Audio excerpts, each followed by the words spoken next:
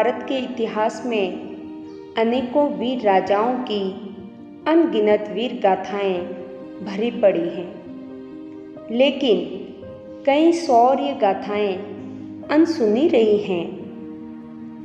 जी हाँ, आज मैं बात कर रही हूँ महर्षि झाबाली की तपोभूमि झाबालीपुर यानी जालोर के पराक्रमी राजा कान्हड़देव एवं उनके पुत्र वीर वीरमदेव की, जिनकी शौर्य गाथा ऐसी ही अनसुनी गाथाओं में से एक है।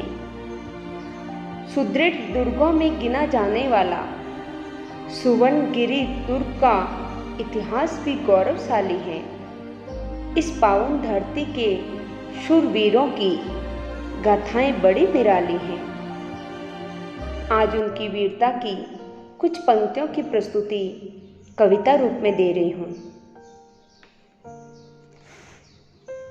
झाबाली की तपोभूमि पर दो चौहान वीर महान हुए।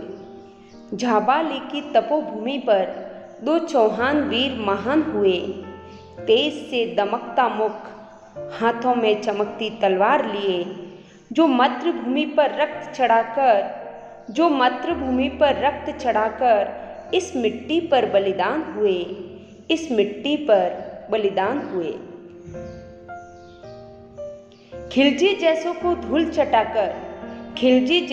धूल चटाकर सुवर्णगिरी का गौरव बढ़ाया। हीरा दे वीरांगना ने भी अपना राष्ट्र धर्म निभाया। अपने पति का सर कलम कर गद्दारी का सबक सिखाया। राष्ट्रहित ही सर्वोपरि था, इससे ज़्यादा समझ न आया। अक्षत्रियों की छत्र छाया में क्षत्राणियों का भी नाम हुआ। सुवर्णगिरी का गौरव बढ़ाने कान्हड़ वीरम बलवान हुए। सुवर्णगिरी का गौरव बढ़ाने कान्हड़ वीरम बलवान हुए। खबर सुन सोमनाथ लूट की दोनों वीर घोड़े पर सवार हुए। अपने धर्म पर मिटने वाले मुगलों की सेना संग भिड़ आए। सोनगरा कुल का स्वाभिमान बनकर वीर शिरोमणि वो कहलाए।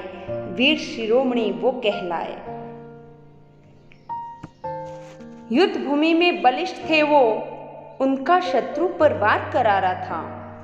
युद्ध भूमि में बलिष्ठ थे वो, उनका शत्रु पर वार करारा था। इन्हीं पराक्रमी सुरवीरों ने खिलजी का अभिमान पछाड़ा था। शाकंभरी का पुत्र वीरम रण समर में मतवाला था। मातृभूमि का वीर सपूत ना शीश झुकाने वाला था।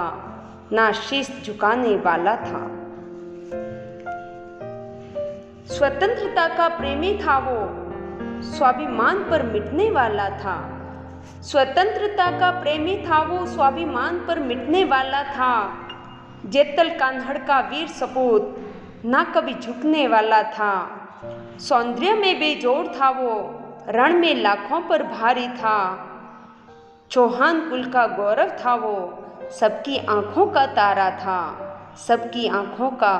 तारा था। जालोर के गौरव में इतिहास के अध्ययन का व्यापक महत्व है, क्योंकि ये मानव मस्तिष्क एवं आचरण को सुसंस्कृत बनाने का प्रमुख एवं प्रभावपूर्ण साधन है। इसी के साथ एक पंक्ति और कहना चाहूँगी। चल उन्हीं के पथ पर कर निर्माण एक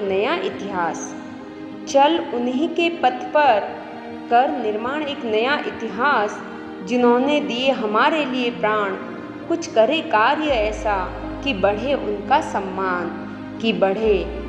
सम्मान। जय हिंद, जय जालोर।